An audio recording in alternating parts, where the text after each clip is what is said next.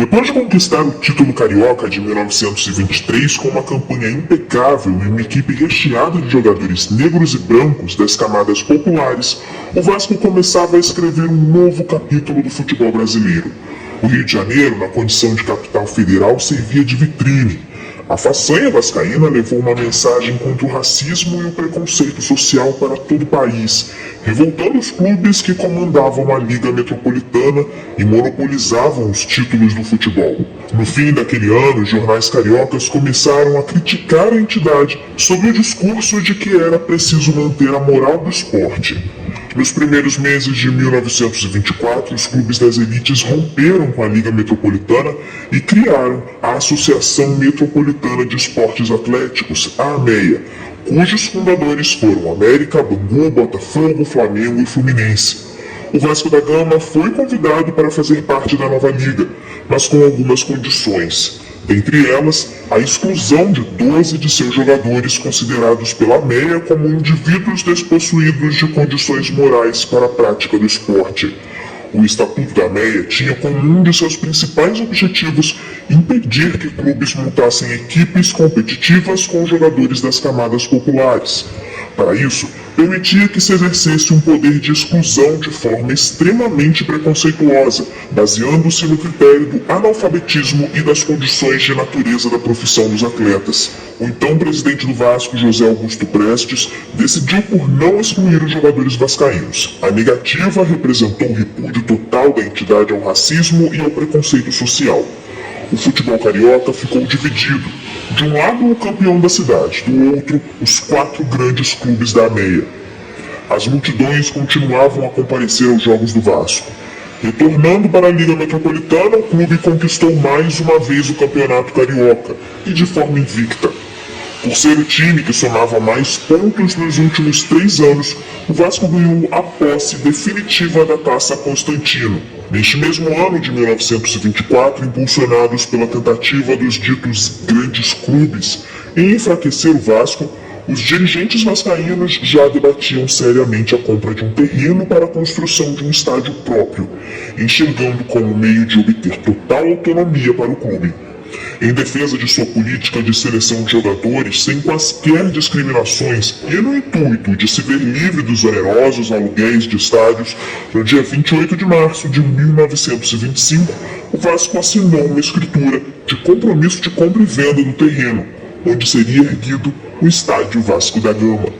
Ao verem que, mesmo fora do campeonato organizado pela Associação Metropolitana, o Vasco da Gama mantinha-se forte, os clubes daquela liga não encontraram outra solução senão convidar novamente o Gigante da Colina para fazer parte dela. Dessa vez como clube fundador, contando com todo o seu elenco.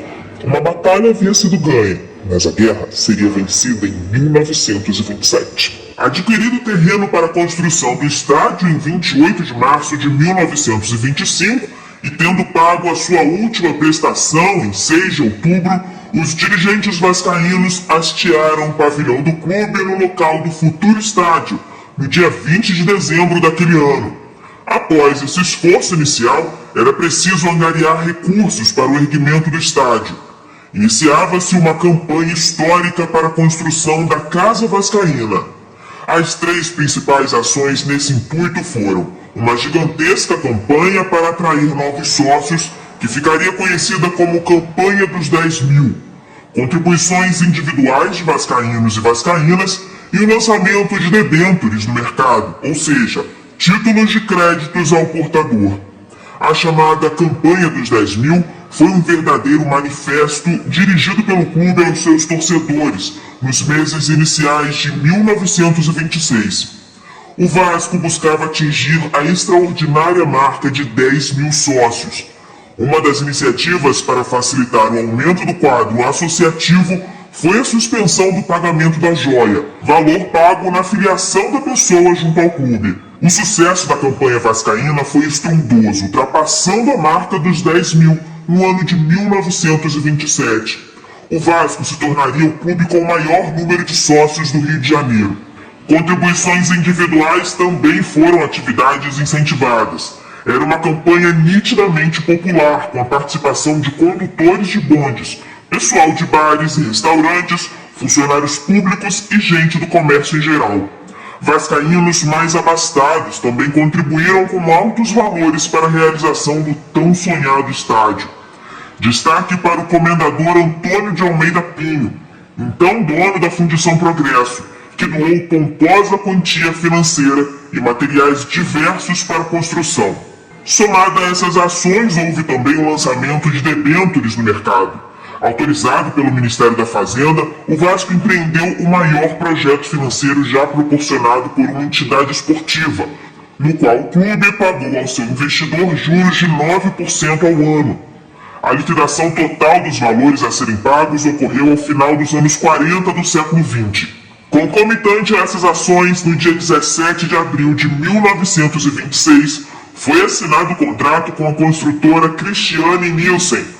As obras tiveram seu pontapé inicial no dia 6 de junho, com o lançamento da pedra fundamental, no qual foi inserida uma cápsula do tempo, na área do futuro estádio. Dentre outras autoridades estiveram presentes o prefeito da cidade do Rio de Janeiro, Alaor Prata, e o presidente da CBD, atual CBF, Oscar Rodrigues da Costa.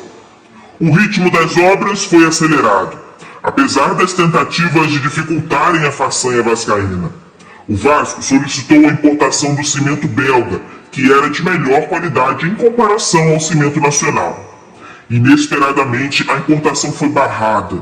Uma surpresa, afinal, outras entidades já haviam feito esse tipo de solicitação para grandes empreendimentos e os pedidos foram atendidos.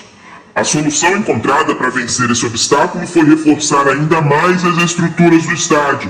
Para cada parte de cimento, 2,5 de areia e 3,5 de pedra britada. Nada parava o Vasco. O clube erguia o seu gigante de concreto. Em menos de 10 meses, daria ao Brasil o maior estádio da América do Sul. Tarde de 21 de abril de 1927, o Vasco dava ao Brasil o maior estádio da América do Sul. Naquele dia ensolarado, os 40 mil torcedores que acompanharam a inauguração ficaram impressionados com a beleza e a imponência do estádio vascaíno. Em especial, a sua fachada chamava a atenção de todos. Ela foi obra do arquiteto português Ricardo Severo da Fonseca e Costa. Produzida no estilo neocolonial e ocupando cerca de 274 metros de frente para a atual General Almério de Moura, a fachada é ornamentada por desenhos em azulejos, obras de arte fabricadas pelas mãos do desenhista e pintor igualmente lusitano Jorge Colasso. Coube ao aviador português Major José Manuel Sarmento de Beires o ato simbólico de cortar a fita inaugural ao lado do presidente do Vasco, Raul da Silva Campos, e do presidente da Confederação Brasileira de Desportos, Oscar Rodrigues da Costa. O presidente da República, Washington Luiz, também estava presente e assistiu aos eventos do dia da Tribuna de Honra. A partida de futebol da inauguração, disputada pelo Vasco contra a equipe do Santos de São Paulo, significou pouco se comparado ao que representava aquele marco histórico. O Vasco, em resposta àqueles que queriam diminuí-lo e enfraquecê-lo, e igualmente em resposta àqueles que gostariam de ver o futebol marcado pelo racismo e pelo preconceito social, fez surgir um verdadeiro templo do povo. O estádio, além de jogos do Vasco, passou a receber partidas de outros clubes e da própria seleção brasileira. Com a sua história de fundação